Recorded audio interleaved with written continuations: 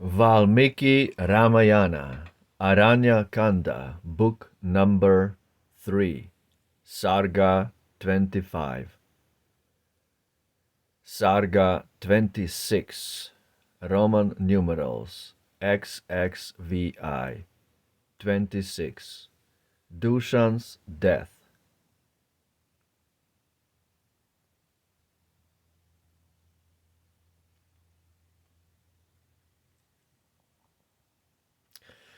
When DÚSHAN saw his giant band slaughtered by Rama's conquering hand, he called 5,000 fiends and gave his orders bravest of the brave. Invincible of furious might, ne'er had they turned their backs in fight. They, as their leader bade them seize spears, swords, and clubs, and rocks and trees. Poured on the dauntless prince again a ceaseless shower of deadly rain. The virtuous Rama, undismayed, their missiles with his arrows stayed, and weakened ere it fell the shock of that dire hail of tree and rock.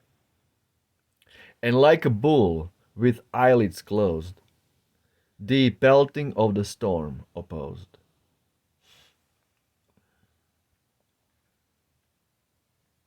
Then blazed his ire, he longed to smite to earth the rovers of the night.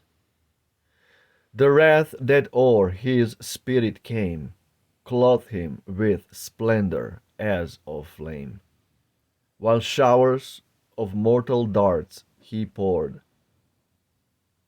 fierce on the giants and their lord.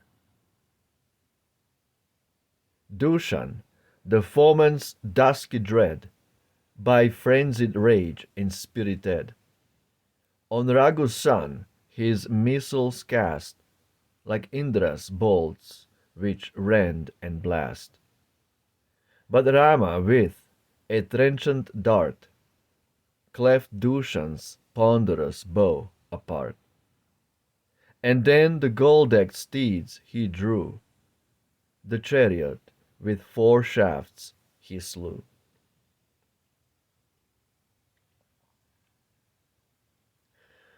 One crescent dart he aimed which shred clean from his neck the driver's head. 3 more with deadly skill addressed stood quivering in the giant's breast.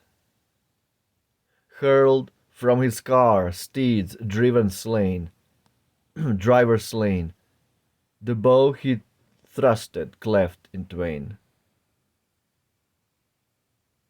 He seized his mace, strong, heavy, dread, high as a mountain's towering head, with plates of gold adorned and bound, and battled gods it crushed and ground. Its iron spikes yet bore the stains of mangled foemen's blood and brains. Its heavy mass of jagged steel was like a thunderbolt to feel. It shattered as on foes it fell, the city where the senses dwell. Fierce DÚSHAN seized that ponderous mace, like monstrous form of serpent race, and all his savage soul aglow with fury rushed upon the foe.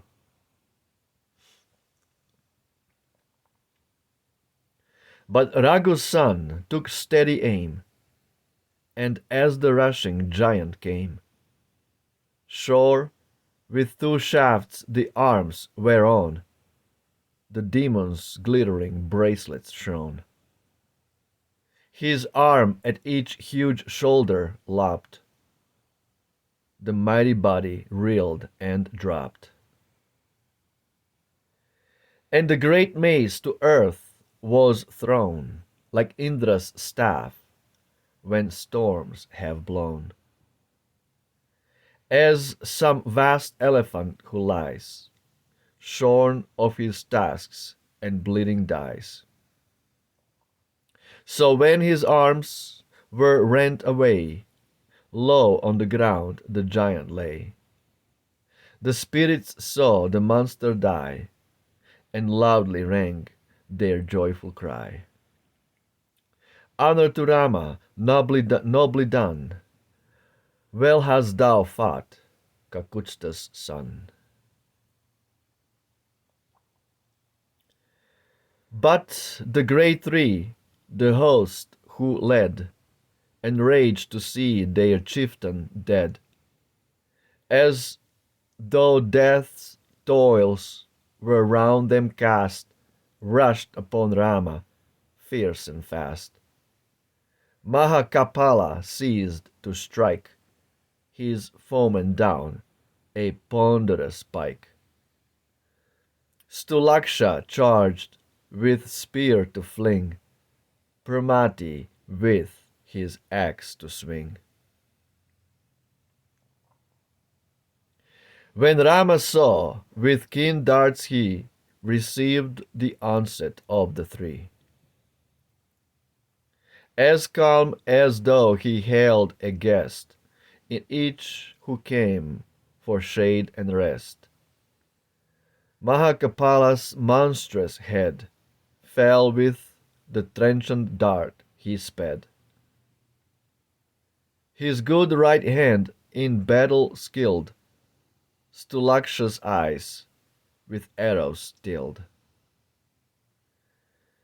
And thrusting still his ready bow,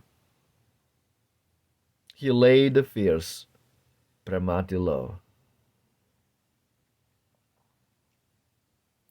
who sank as some tall tree falls down, with bough and branch and leafy crown. Then with 5,000 shafts he slew the rest of DÚSHAN'S giant crew. 5,000 demons torn and rent, to Yama's gloomy realm he sent.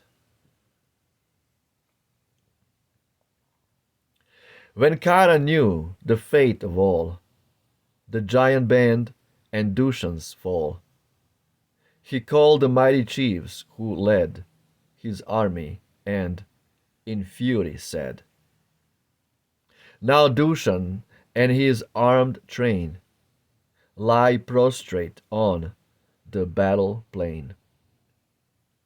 Lead forth an army mightier still, Rama, these wretched men to kill.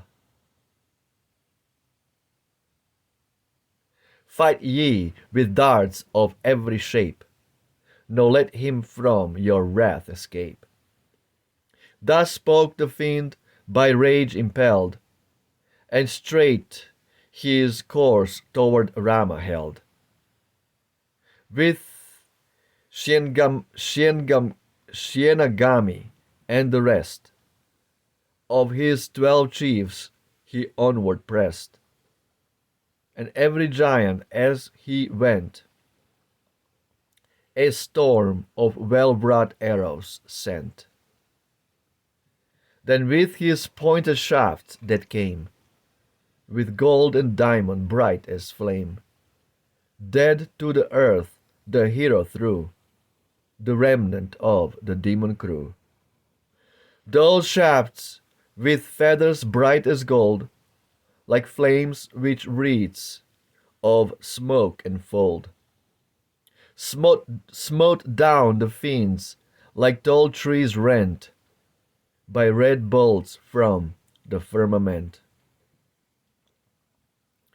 100 shafts be pointed well, by their keen barbs 100 fell, 1,000 and 1,000 more in battle's front lay drenched in gore.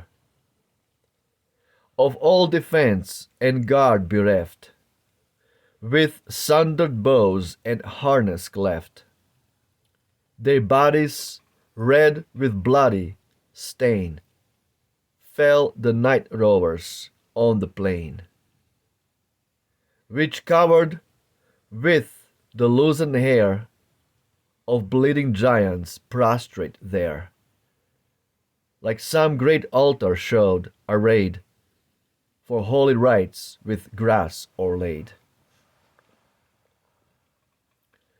The darksome wood, each glade and dell, where the wild demons fought and fell, was like an awful hell whose floor is thick with mire and flesh and gore. Thus twice 7,000 fiends a band, with impious heart and bloody hand, by Ragu's son were overthrown, a man on foot and all alone. Of all who met on that fierce day,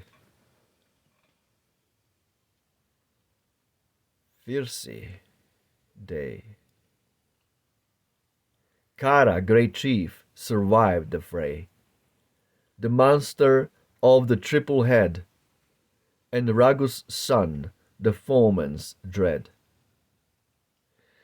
The other demon warriors all, skillful and brave and strong and tall, in front of battle, side by side, struck down by Lakshman's brother, died. When Kara saw the host he led, triumphant forth to fight, stretched on the earth, all smitten dead by Rama's nobler might. Upon his foe he fiercely glared, and drove against him fast, like Indra when his arm is bared, his thundering bolt to cast. Absolutely beautiful. Wow. Wow, wow, wow. Footnotes. 259.1. One of the mysterious weapons given to Rama. 259.1b. A periphrasis for the body. Periphrasis.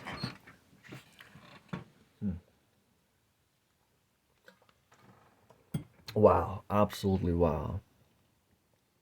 Rama got bunch of weapons from Vishwamitra when he went on a pilgrimage with Vishwamitra, sage Vishwamitra. Vishwamitra gave him gifts and gifts and gifts of celestial weaponry, all propelled by the proper chanting of the mantras. And to chant properly the mantras, by purifying, by touching the water, one has to live a virtuous life in order to release those weapons. Don't get me wrong, demons also practice great virtues. Demons also fully understand that practicing virtue can activate those kind of weapons. What does it mean? Virtue means like severe austerities, like no meat eating, like literally fasting, not even vegetarian food, just pretty much fasting, turning yourself into an anthill in meditation. When you meditate and you just completely renounce the whole world for the high goal, whatever goal you want to achieve, whatever egotistical goal you want to achieve, austerities, yoga, fasting, that's the stargates to achieving that goal. Demons understand that. So people who eat cows, people who are stupid, who talk literally garbage trash all day long, like you can see in the news and people commenting on all the stupid news. This is all vice practicing. This is all complete madness. And that's why people are completely bereft of these celestial powers, of these higher powers, because they are literally acting in the most degrading modes of material nature, in a complete ignorance, wallowing in complete ignorance. Just to think about these sinful people makes you sinful. Just to think about, let's say, anybody in the governments of the world, American government, Chinese government, Russian government, European, whatever. Just to think about these politicians, you're contaminating your consciousness. You become sinful and you're degrading yourself down more and more. So in order to practice virtues,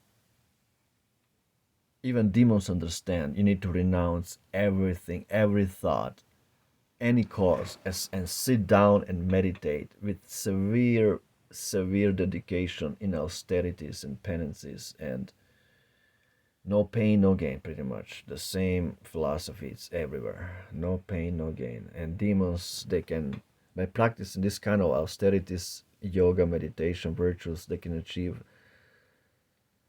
celestial powers as well. So this is Rama, who is virtue personified, God Himself, who just showed every aspect of His life, every minute of His life, how He lived His life, virtuous life. He was able to use these weapons because He was purified enough to be able to chant the mantras, to release them. That's the point. But this description of this battle fray, of this slaughtering of the giants by Rama on foot and his dreadful bow, it's not a flimsy bow.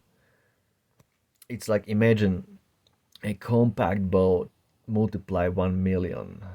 Like, to stretch this kind of bow, you need to have literally physical strength and power in your forearms just to stretch it. Okay, this kind of bow we are talking about.